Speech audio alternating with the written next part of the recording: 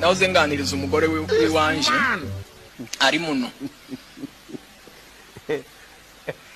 ndamubwira ngo kugira ngo turwanye satani kubera uburokore tureke guhuza gahunda z'ingendo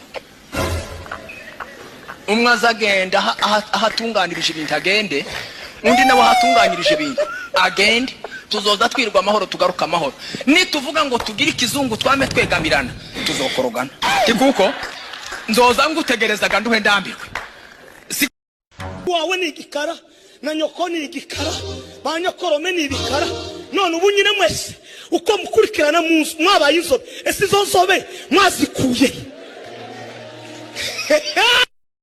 shari basimurike kugira mbabarire manzi ugenda ubwire so wanshire kuri stati ya WhatsApp.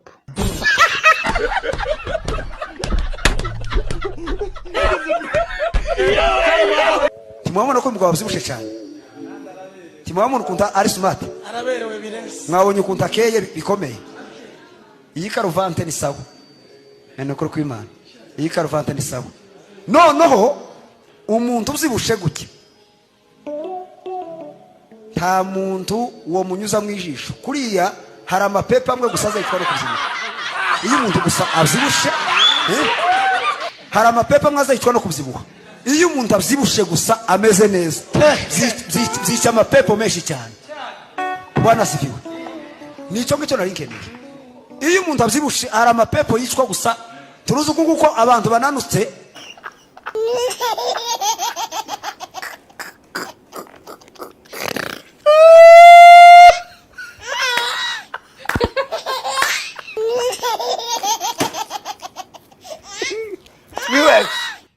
korari mwageze kujya kurepeta muri repetition bakora dase kujya bahindukira barebana gutya umusore yahagaranye n'umukobwa bahindukira mukoza kwibere gutya umusore abwira dirije ati cyo gitero tugititeho we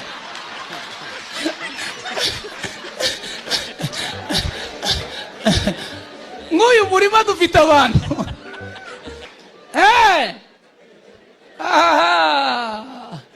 murimo w'Imana uburyo bawukora. But I'm asking you, you wake up early in the morning, you get yourself dead. How can you feel? You wake early up in the morning, you get yourself, you are dead. How can you feel? But Kasongo ye Mombali nanga Kasongo mbona wewe Songa libala oh ye Kasongo mbona wewe Mombali nanga umugore ari mukuzana umukozi umugabo akamwanga ngo ni mubi ariko narahomiwe pi kuranga umukozi wa mugabo ngo ni mubi kozi sahani nabyo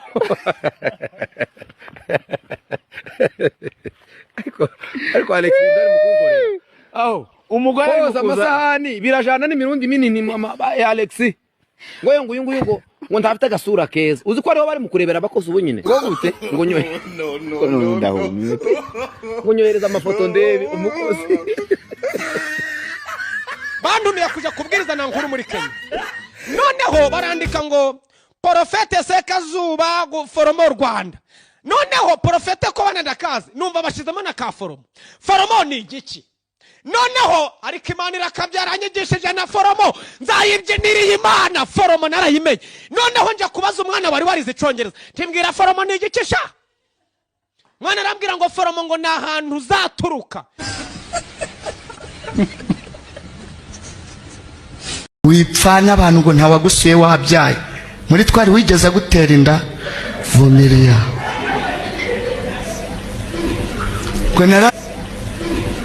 kwe nararwaye nta wangezeho hari ugushinzwe.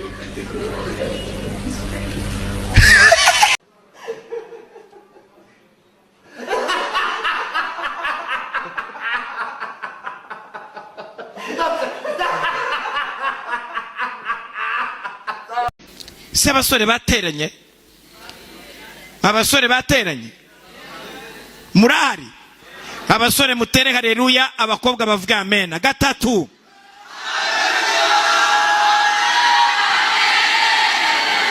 buri wese ashaka amen yavugiye ajye kubaza ijambo rivuga.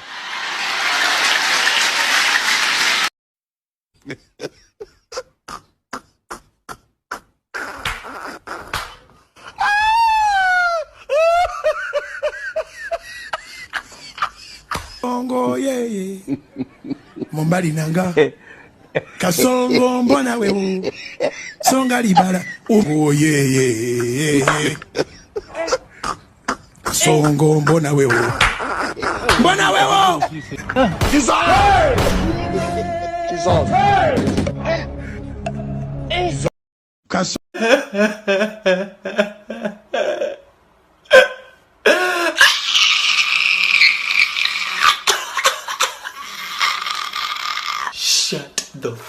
Are you married? Yes, I am married. Are you married? No, don't ask me those kind of questions. You see, the lady I'm staying with, I'm just staying with her for the sake of the children. And one time, I feel like I should divorce her and look for another woman. And I think you're the perfect replacement for me. My parents and even everyone in the whole place I stay with knows I don't like that woman. I just stay with her for the sake of the children. I'll start a business for you, a very big business for you. And of course, I'll build a very nice home for you.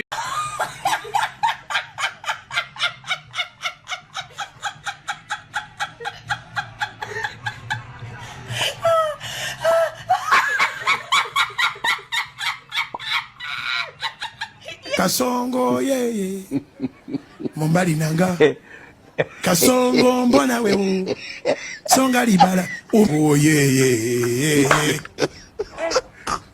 Kasongo mbona wewe Mombali nanga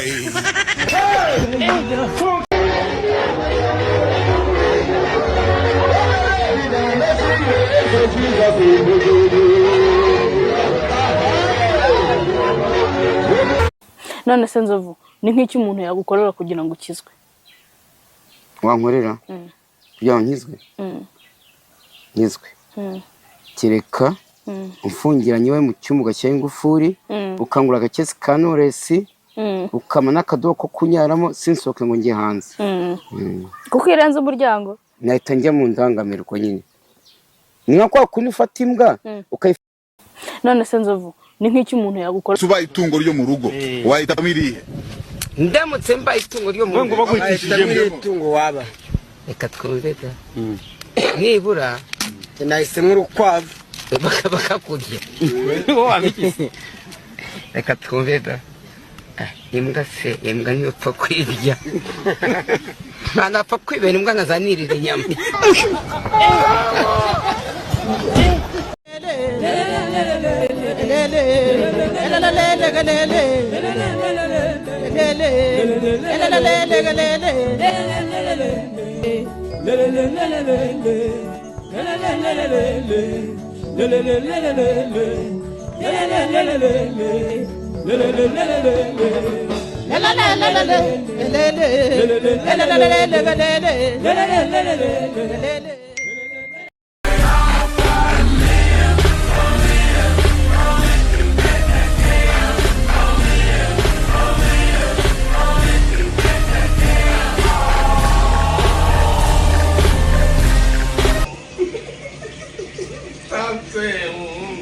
Men these days, I don't understand. You have one woman, you are struggling to take care of her and your children, and you are going in for another woman. To do what?